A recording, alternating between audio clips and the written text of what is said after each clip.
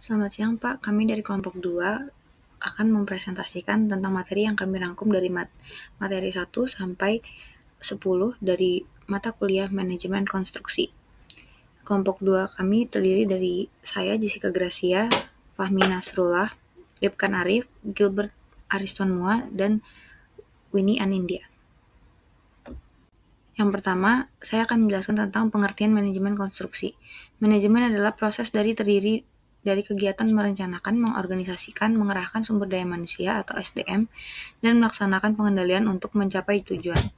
Proyek adalah serangkaian kegiatan terkoordinasi yang unik dan dengan titik awal dan akhir yang pasti yang dilakukan oleh individu atau organisasi untuk memenuhi tujuan tertentu dengan jadwal, biaya, parameter kinerja yang ditentukan.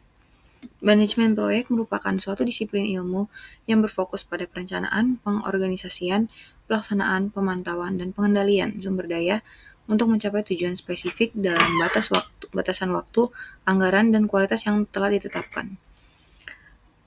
Manajemen konstruksi sendiri memiliki siklus dari planning, organizing, directing, coordinating, dan controlling. Selanjutnya saya akan menjelaskan tentang fungsi dari manajemen konstruksi sendiri.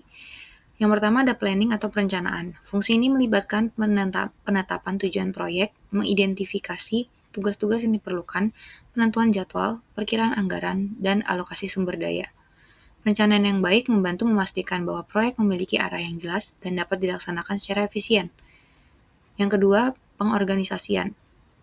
Fungsi ini melibatkan pembentukan struktur organisasi proyek, penentuan peran dan tanggung jawab anggota tim, dan pengaturan komunikasi antar anggota tim. Pengorganisasian yang efektif membantu memastikan bahwa semua anggota tim bekerja sama secara terkoordinasi dan efisien. Yang ketiga, pengarahan atau directing. Fungsi ini melibatkan pemberian arahan dan motivasi kepada anggota tim, serta pengambilan keputusan yang diperlukan untuk mencapai tujuan proyek. Pengarahan yang baik membantu memastikan bahwa tim tetap fokus dan termotivasi sepanjang proyek. Yang keempat ada pengendalian atau controlling. Fungsi ini melibatkan pemantauan kemajuan proyek, pengukuran kinerja, identifikasi penyimpangan, dan pengambilan tindakan korektif. Pengendalian yang efektif membantu memastikan bahwa proyek berjalan sesuai dengan rencana dan mencapai tujuan yang ditetapkan. Yang terakhir ada coordinating atau koordinasi. Fungsi ini melibatkan penyelarasan berbagai aktivitas proyek baik dalam tim proyek maupun dengan pihak-pihak terkait lainnya. Fungsi koordinasi yang baik membantu memastikan bahwa semua aspek proyek berjalan secara harmonis dan terintegrasi. Selanjutnya saya akan menjelaskan tentang tujuan manajemen konstruksi.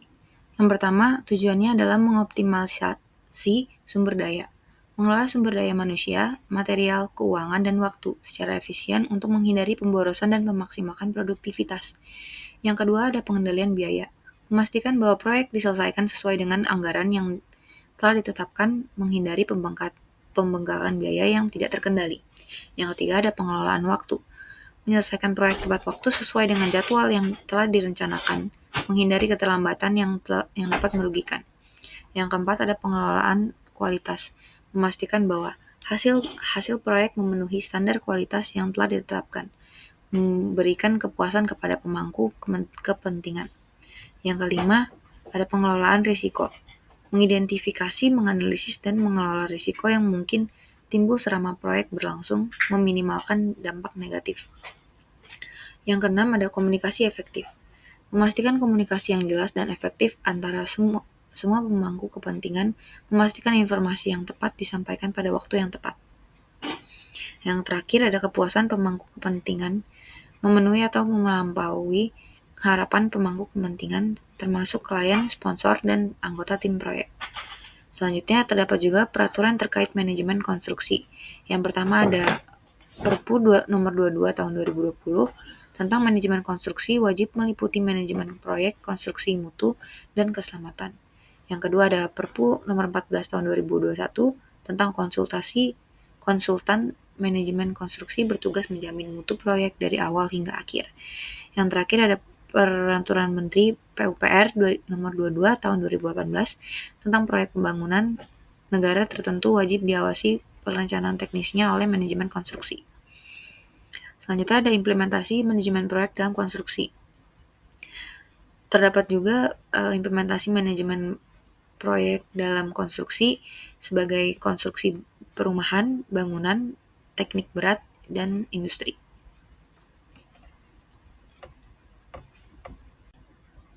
Saya akan menjelaskan selanjutnya tentang urutan dari stakeholder sendiri. Stakeholder sendiri adalah pihak bersangkutan dalam manajemen konstruksi. Yang teratas terdapat owner, yang kedua terdapat designer, selanjutnya ada QS atau QA, yang keempat ada procurement, yang kelima ada construction management, yang terakhir ada kontraktor. Yang pertama, owner sendiri merujuk pada individu atau kelompok yang memiliki kepemilikan atas suatu bisnis, proyek, atau aset. Hubungan owner sendiri dengan stakeholder lainnya adalah hubungan owner dengan kontraktor. Pemilik proyek bekerja sama dengan kontraktor untuk melaksanakan pekerjaan konstruksi. Selanjutnya, pemilik proyek juga mungkin menyewa konsultan untuk memberi nasihat dan dukungan secara teknis. Selanjutnya, pemilik proyek juga mematuhi peraturan dan perizinan yang berlaku. Selanjutnya, pada desainer adalah individu atau kelompok yang memiliki peran penting dalam proses perencanaan dan pengembangan suatu proyek, produk, atau layanan. Desainer sendiri memiliki hubungan dengan stakeholder lainnya, seperti desainer bekerja sama dengan pemilik proyek untuk memahami kebutuhan dan preferensi mereka.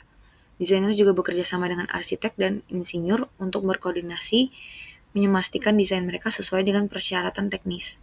Selanjutnya, desainer juga bekerja sama dengan kontraktor untuk memastikan desain mereka dapat diimplementasikan dengan baik. Selanjutnya ada QS atau QA. QS adalah seorang yang bertanggung jawab atas pengelolaan biaya proyek. QA adalah seorang bertanggung jawab atas pengelolaan kualitas proyek. Kedua peran ini memiliki peran yang sangat penting untuk memastikan keberhasilan proyek dan memuaskan stakeholder. QS dan QA bekerja sama untuk memastikan bahwa proyek diselesaikan dengan biaya yang efisien dan kualitas yang tinggi. Selanjutnya ada procurement. Procurement sendiri memainkan peran penting dalam mengelola hubungan dengan stakeholder eksternal seperti pemasok dan vendor. Hubungan procurement dengan stakeholder lainnya, yakni procurement bekerja sama dengan pemilik proyek untuk memahami kebutuhan pengadaan mereka. Procurement juga berkoordinasi dengan kontraktor untuk memastikan ketersediaan bahan dan layanan yang diperlukan. Procurement juga membangun dan memelihara hubungan dengan para pemasok. Procurement bekerja sama dengan tim proyek untuk memahami kebutuhan pengadaan mereka. Selanjutnya ada construction management. Construction management sendiri merujuk pada individu atau organisasi yang bertanggung jawab atas pengawasan proyek konstruksi. Hubungan construction management dengan stakeholder lainnya adalah manajemen konstruksi bekerja sama dengan pemilik proyek untuk memahami kebutuhan dan harapan mereka. Manajemen konstruksi juga mengawasi dan mengkoordinasi pekerjaan kontraktor. Manajemen konstruksi juga berkoordinasi dengan arsitek dan insinyur untuk memastikan desain diimplementasikan dengan benar. Yang terakhir, terdapat kontraktor, pihak yang bertanggung jawab untuk melaksanakan pekerjaan konstruksi sesuai dengan kontrak yang telah disepakati. Hubungan kontraktor sendiri dengan stakeholder lainnya adalah pemilik proyek dengan kontraktor bekerja sama untuk memahami kebutuhan dan harapan mereka. Kontraktor juga berkoordinasi dengan konsultan untuk memastikan pekerjaan sesuai dengan desain dan spesifikasi. Kontraktor seringkali menggunakan subkontraktor untuk melaksanakan bagian-bagian tertentu dari pekerjaan. Kontraktor juga bekerja sama dengan para pemasok untuk memastikan bahan dan material bangunan.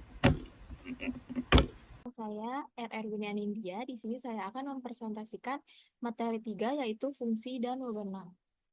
Yang pertama itu ada owner yaitu pemilik proyek. Jadi owner ini tuh memiliki tanggung jawab atau hak untuk menentukan tujuan proyek, menyediakan dana dan sumber dana yang diperlukan, kemudian mengambil keputusan strategis terkait proyek. Untuk wewenangnya, owner itu memiliki wewenang untuk memilih konsultan dan kontraktor, dan juga menyetujui anggaran desain, kemudian mengawasi kemajuan proyek dan memberikan arahan. Selanjutnya ada konsultan manajemen konstruksi atau biasa disebut itu MK. Jadi MK ini tuh memiliki tanggung jawab untuk mengelola dan mengawasi keseluruhan aspek proyek, termasuk waktu, biaya, dan kualitas dari bahan-bahan yang digunakan. Kemudian menyusun rencana kerja dan jadwal proyek. Kemudian ada mengkoordinasikan antara berbagai pihak yang terlibat.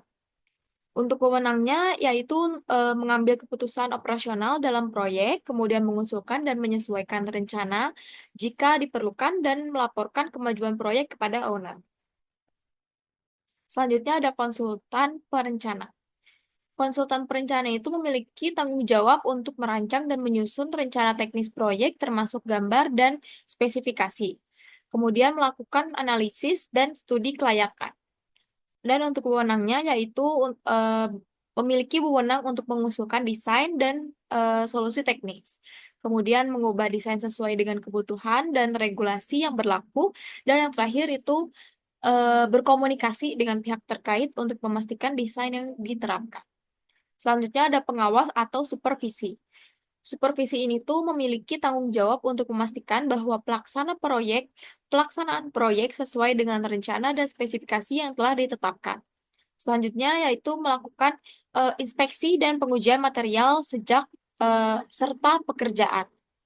Untuk wewenangnya yaitu memberikan rekomendasi untuk perbaikan jika ada ketidaksesuaian, kemudian menghentikan pekerjaan jika ditemukan pelanggaran atau masalah serius, dan melaporkan hasil pengawasan kepada owner dan konsultan MK. Selanjutnya yang terakhir ada tenaga ahli pendukung. Memiliki tanggung jawab memberikan keahlian khusus dalam bidang tertentu seperti struktur, mekanikal, elektrikal, kemudian lingkungan. Dan yang terakhir itu membantu dalam analisis dan menyelesaikan masalah teknis. Untuk wewenangnya, yaitu memiliki wewenang untuk mengusulkan solusi teknis berdasarkan keahlian mereka. Kemudian memberikan masukan dalam perencanaan dan pelaksanaan proyek, dan yang terakhir dapat berpartisipasi dalam rapat koordinasi dan memberikan laporan terkait bidang keahlian mereka.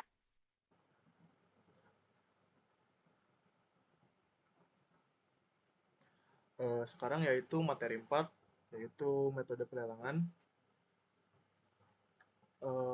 Yang pertama ada pelelangan umum. Pelelangan umum bisa terbuka untuk semua desainer yang memenuhi persyaratan.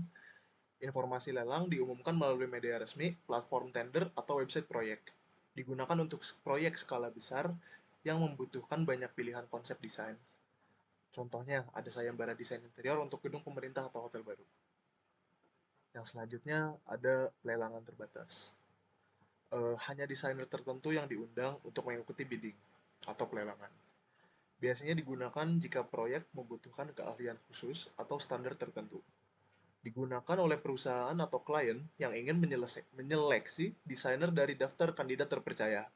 Contoh, lelang terbatas untuk memilih desainer interior berpengalaman dalam proyek hunian mewah. Lalu selanjutnya ada pemilihan langsung. Pemilihan langsung eh, gimana klien memilih desainer berdasarkan portofolio dan reputasi tanpa melalui proses bidding terbuka. Biasanya digunakan untuk proyek skala menengah atau yang membutuhkan desain dengan cepat. Contohnya pemilihan langsung desainer untuk renovasi butik di pusat perbelanjaan. Lalu selanjutnya ada penunjukan langsung. Klien langsung menunjuk desainer tertentu tanpa proses seleksi lainnya. Dilakukan jika hanya ada satu desainer yang dianggap paling cocok atau memiliki hak eksklusif atas proyek. Biasanya diterapkan pada proyek dengan kebutuhan desain spesifik atau klien yang sudah memiliki preferensi kuat. Contohnya, sebuah brand fashion menunjuk desainer tertentu untuk mendesain konsep interior flagship store mereka.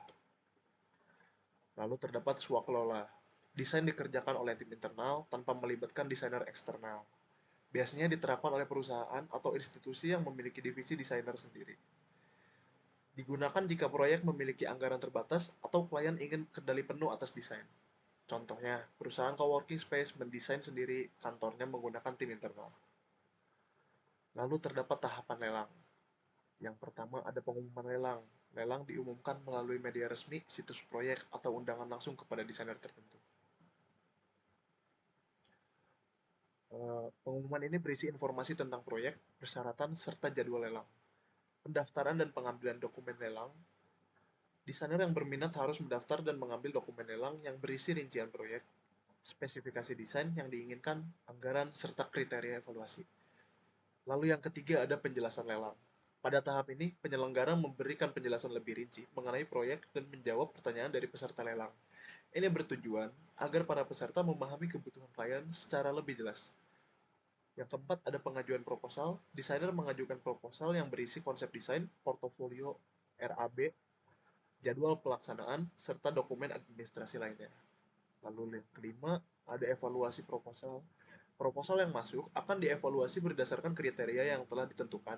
Evaluasi ini mencakup aspek administratif, teknis, serta harga yang ditawarkan. Lalu yang keenam ada presentasi dan klarifikasi. Beberapa peserta yang lolos tahap awal mungkin diminta untuk mempresentasikan konsep desain mereka di hadapan panitia atau klien. Ini juga menjadi kesempatan untuk melakukan klarifikasi mengenai detail desain yang akan diajukan. Yang ketujuh ada pengumuman pemenang.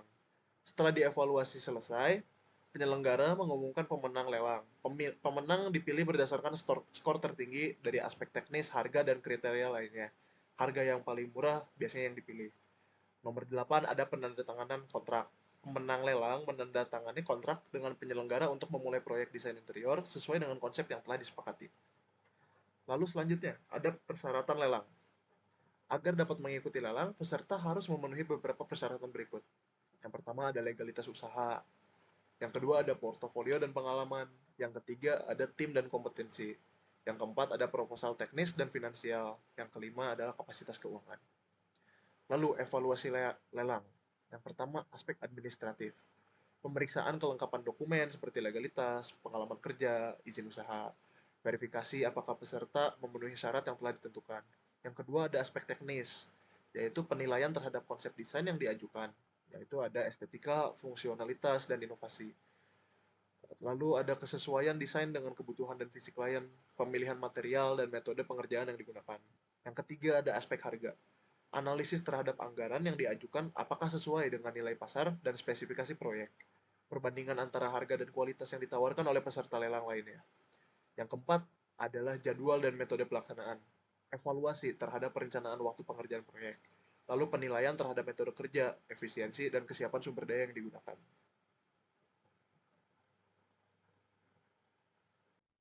Selanjutnya kita beralih ke materi 5 yaitu kontrak kerja konstruksi. Sebelumnya, apa sih kontrak kerja konstruksi itu? Kontrak kerja konstruksi adalah sebuah perjanjian hukum antara pemilik proyek dan kontraktor yang mengatur hak, kewajiban, serta tanggung jawab dalam melaksanakan proyek konstruksi. Agar sah kontraknya, kontrak harus memiliki syarat hukum dan administratif serta memilih metode kontrak yang sesuai dengan kebutuhan proyek. Oke. Selanjutnya kita ke syarat kontrak. Syarat kontrak ini dibagi dua, yaitu syarat hukum dan syarat administratif. Yang pertama ada syarat hukum, yaitu berdasar pada KUHP pasal 1320. Bunyi kesepakatannya, yang pertama ada kesepakatan para pihak, yaitu kontrak harus disepakati tanpa paksaan atau penipuan. Lalu yang kedua ada kecakapan hukum, yaitu semua pihak harus memiliki kapasitas hukum termasuk izin usaha konstruksi. Yang ketiga yaitu objeknya harus jelas, lingkup pekerjaan dan spesifikasi teknisnya harus terdefinisi dengan baik. Yang keempat ada sebab yang halal, yaitu isi kontrak tidak boleh bertentangan dengan hukum atau kebijakan publik. Jadi kita nggak bisa nih korupsi nih. Yang kedua ada syarat administratif. Bunyinya gimana? Yang pertama ada identitas para pihak dan legalitas usaha. Ya, lalu yang kedua ada lingkup pekerjaan yang jelas. Tiga, nilai kontrak dan cara pembayarannya bagaimana. Lalu keempat, jangka waktu pelaksanaan dan konsekuensi keterlambatan. Serta lima, yaitu jaminan pelaksanaan dan asuransi proyek. Jadi syarat-syarat kontrak ini memang harus ada dan harus disepakati bersama. Next ada hubungan kontrak dengan berbagai metode. Disebut ada 5 metode. Yang pertama yaitu ada metode tradisional atau design build. Yaitu pemilik proyek harus memiliki kontrak terpisah dengan konsultan, perencana, dan kontraktor. Lalu yang kedua ada metode swakelola, yaitu pemilik proyek harus mengelola sendiri mulai dari konstruksi tanpa kontraktor utamanya. Lalu yang ketiga ada metode kontrak terpisah, yaitu pemilik proyek harus mengadakan beberapa kontrak yang terpisah dengan berbagai pihak, seperti konsultan, perencana, kontraktor utama, dan pemasok material. Yang keempat ada metode rancang bangun atau design and build. Yaitu kontraktor mengerjakan desain dan pembangunan dalam satu kontrak. Lalu yang kelima yaitu ada metode manajemen konstruksi atau CMAR, yaitu pemilik proyek harus menunjuk construction manager untuk mengelola proyeknya tanpa menjadi kontraktor utama. Selanjutnya ada struktur hubungan kontraknya. Yang pertama, kita mulai dulu dari metode tradisional atau design build and build. Itu kontrak pertama itu eh, menunjuk pada pemilik proyek ke konsultan perencana. Lalu untuk kontrak kedua yaitu pemilik proyek dengan kontraktor. Serta terakhir kontraktor ke subkontraktor jika diperlukan. Keuntungannya apa dengan metode ini? Eh, jadi pemilik bisa mengontrol penuh terhadap desain sebelum konstruksinya dimulai. Lalu kekurangannya itu proyeknya bisa lebih lambat kelarnya karena harus menyelesaikan desainnya dulu sebelum memulai pembangunannya. Lalu yang kedua ada metode swakelola, yaitu pemilik proyek ke konsultan itu opsional, serta pemilik proyek ke tenaga kerjaan atau subkontraktor. Keuntungannya apa? Yaitu lebih hemat biaya karena tidak ada keuntungan kontraktor utama. Lalu kekurangannya membutuhkan keterampilan manajemen proyek yang kuat agar proyeknya tetap berjalan.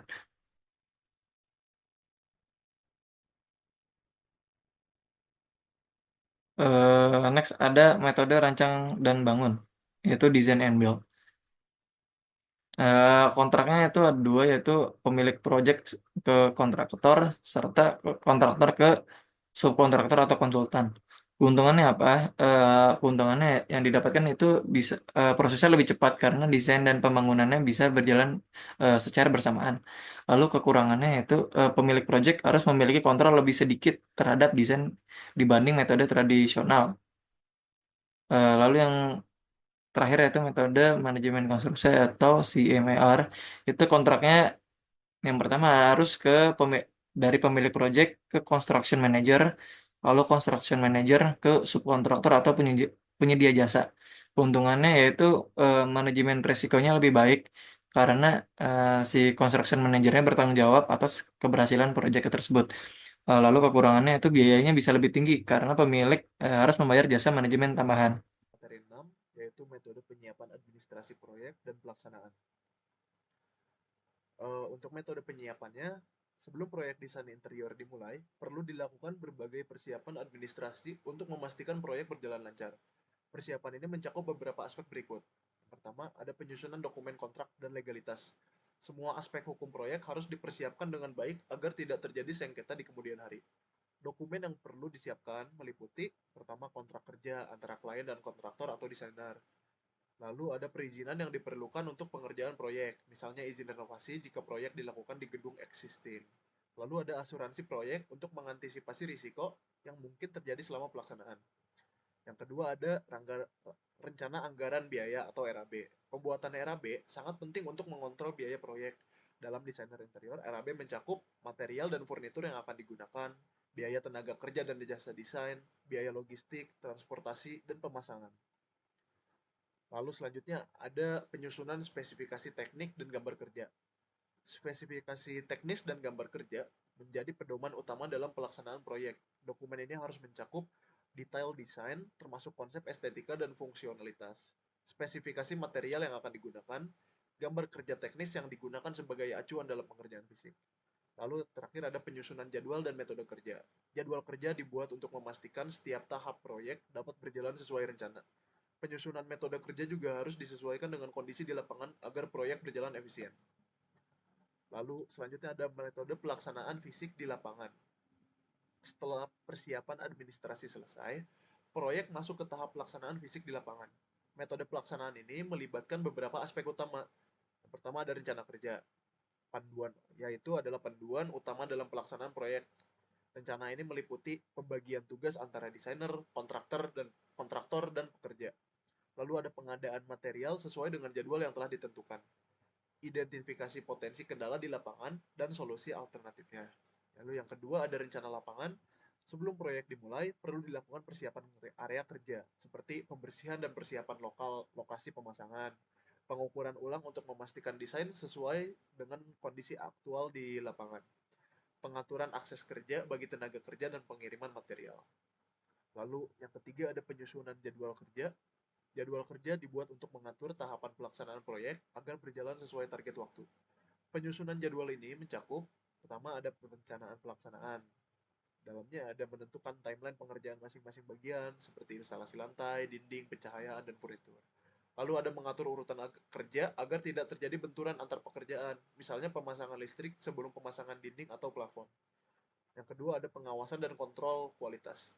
Mengawasi setiap tahapan pengerjaan agar sesuai dengan desain dan spesifikasi teknis. Lalu ada memastikan material yang digunakan sesuai standar yang telah ditentukan. Melakukan inspeksi rutin untuk mendeteksi kesalahan atau kekurangan yang perlu diperbaiki sebelum proyek selesai.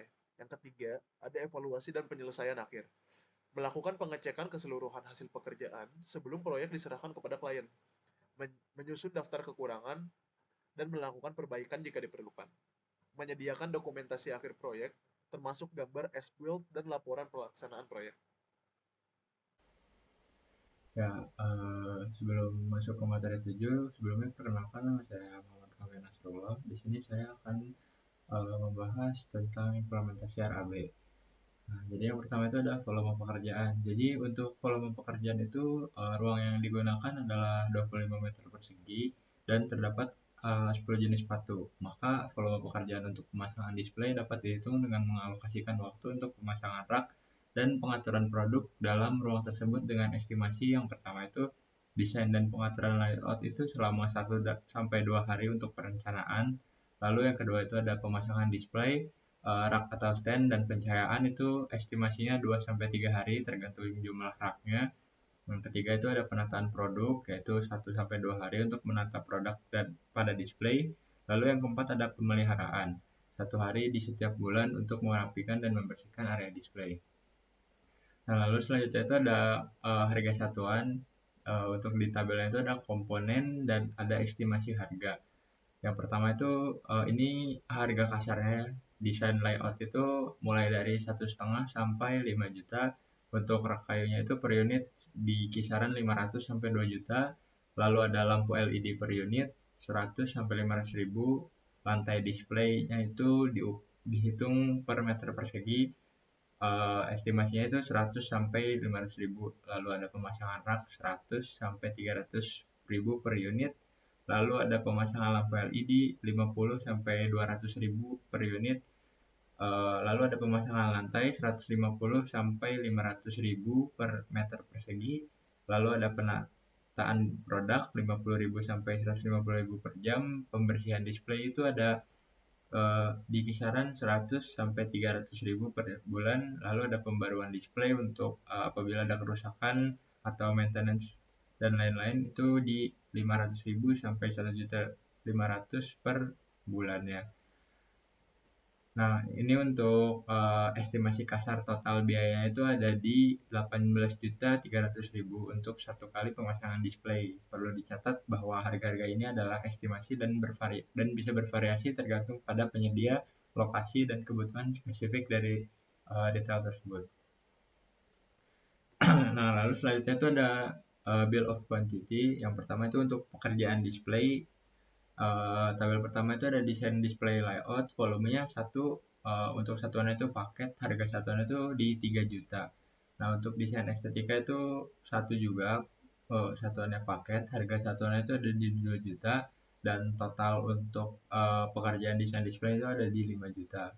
Nah, untuk material display itu ada rak kayu, ada 5, lalu harganya itu ada di 1.500.000. Jadi total untuk 5 unit itu ada 7.500.000. Lalu LED ada 5 unit juga, harga satu itu 200.000. Total biaya itu ada 1 juta untuk 5 unit LED. Lalu lantai display ada 10 meter persegi, harga satuannya itu 300.000 per meter persegi. Untuk 10 meter persegi berarti ada di 3 juta total untuk lantai display, dan total material display yang digunakan itu ada 11.500.000. Lalu selanjutnya ada pekerjaan pemasangan. pemasangan rak kayu 5 unit itu harga satuannya 500.000 per 1 unitnya dan totalnya itu ada 1 juta. Pemasangan lampu LED itu ada 5 unit, harga satuannya 100.000 dan total biayanya itu ada 500.000. Dan pemasangan lantai display itu ada 10 meter persegi, harga satuan untuk pemasangan per meter persegi itu 200.000 dan totalnya itu ada di 2 juta untuk 10 meter persegi. Total pemasangan itu ada 3.500.000. Lalu ada pekerjaan penataan dan pengaturan produk itu 10 per jamnya dan harga satuan per 1 jam itu 150.000 dan totalnya itu ada 1.500.000 untuk 10 jam. Lalu ada pemeliharaan dan pembaruan, pembersihan display per bulan itu 300.000. Lalu ada pembaruan display atau rotasi produk itu 1.500.000 dan totalnya itu ada 1.800.000. Dan ini adalah rangkuman total biayanya itu ada di 23,3 juta. 23,300.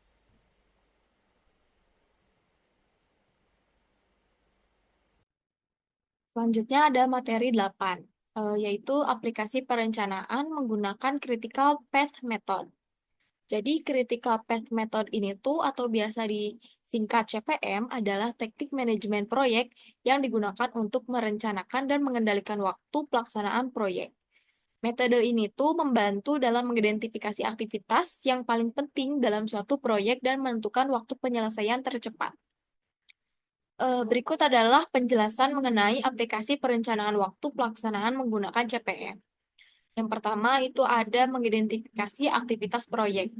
Jadi membuat daftar semua aktivitas yang diperlukan untuk menyelesaikan proyek. Kemudian menentukan durasi aktivitas, bisa berdasarkan pengalaman sebelumnya atau melalui data historis atau bisa juga dari estimasi ahli. Kemudian tentukan ketergantungan antara aktivitas. Jadi aktivitas mana yang harus diselesaikan sebelum aktivitas lain dapat dimulai. Kemudian hal ini tuh membantu dalam menentukan urutan pelaksanaan. Kemudian ada buat diagram jaringan. Jadi membuat gambar diagram jaringan atau network diagram yang menunjukkan aktivitas dan hubungan ketergantungannya. Diagram ini biasanya menggunakan notasi PERT atau Program Evaluation and Review Technique atau notasi AON, Activity of Note. Selanjutnya ada hitung jalur kritis. Jadi jalur kritis ini tuh adalah urutan aktivitas yang memiliki total durasi terpanjang dalam proyek. Aktivitas pada jalur kritis tidak memiliki slack time atau waktu luang dan tidak ada keterlambatan pada aktivitas ini, maka akan menyebabkan keterlambatan pada keseluruhan proyek. Selanjutnya, untuk menghitung jalur kritis, yaitu bisa menggunakan teknik, menggunakan langkah-langkah seperti hitung waktu awal dan waktu selesai untuk setiap aktivitas, kemudian hitung waktu akhir dan waktu selesai akhir, kemudian ada hitung slack time atau untuk setiap aktivitas, kemudian ada aktivitas dengan slack time 0 dan 0 adalah bagian dari jalur kritis. Dan yang terakhir ada analisis dan pengendalian.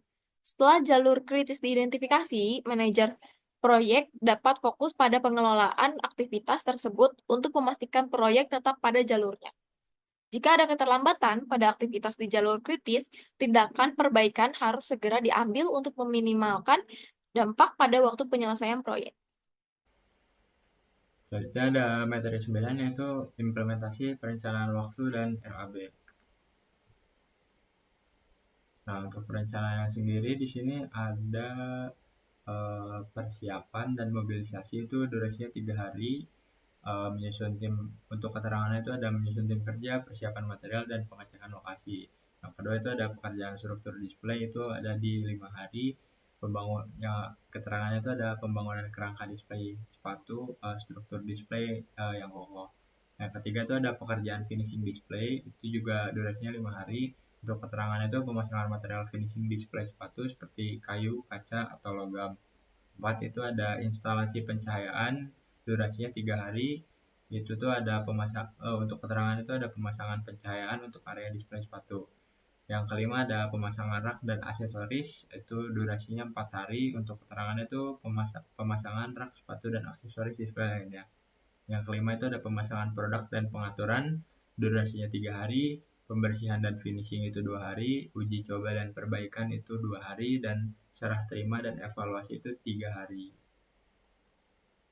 Untuk rincian aktivitasnya, yang pertama itu persiapan dan mobilisasi itu membentuk tim proyek yang akan menangani pekerjaan, lalu ada pengecekan lokasi, memastikan bahwa area siap untuk konstruksi, lalu ada persiapan bahan atau material display rak dan aksesoris.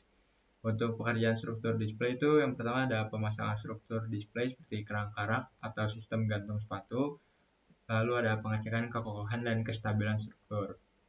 Ketiga, pekerjaan finishing display itu yang pertama pemasangan finishing display, misalnya kayu, kaca, atau bahan yang lainnya sesuai dengan desain retail eager. Lalu ada pengecatan atau pelapisan sesuai dengan standar dan konsep desain. Yang keempat ada instalasi pencahayaan. Yang pertama itu instalasi lampu display yang menyorot produk sepatu dengan optimal. Lalu ada penataan kabel dan pengecekan sistem pencahayaan. Yang kelima itu ada pemasangan rak dan aksesoris. Ada pemasangan rak sepatu baik rak dinding atau rak lantai. Lalu penambahan aksesoris display untuk menambah estetika seperti pembatas, label, produk, dan lain-lain. Lalu yang keenam ada pemasangan produk dan pengaturan, itu pengaturan sepatu pada rak sesuai dengan desain dan kategori produk. Lalu ada penyusunan produk agar sesuai dengan standar visual merchandising. Selanjutnya ada yang ketujuh itu ada pembersihan dan finishing. Pembersihan area display dan sisa-sisa pekerjaan, lalu pengecekan terakhir dan tampilan display sepatu. Lalu yang kedelapan itu ada uji coba dan perbaikan. Uji coba dan perbaikan kecil jika ada masalah dengan pemasangan atau pencahayaan. Selanjutnya ada penyempurnaan tampilan dan fungsionalitas display. Lalu yang terakhir ada serah terima dan evaluasi, yaitu proses serah terima proyek kepada pihak eager, lalu evaluasi hasil pekerjaan dan umpan balik. Nah, ini untuk RAB-nya,